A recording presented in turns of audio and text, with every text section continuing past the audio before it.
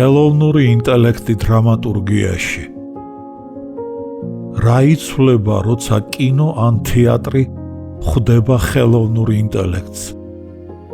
როგორი ბადება იდეა და როგორ იქცევა ის სრულფასოვან დრამატურგიულ სტრუქტურად?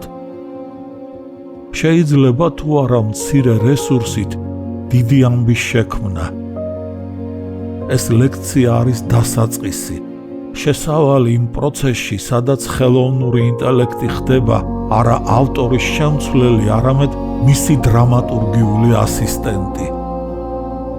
სცენარი, პერსონაჟი, დიალოგი, ბიტშიტი, midpoint-ი, all is lost და კითხვა, რომელიც ყველაფერს აერთიანებს.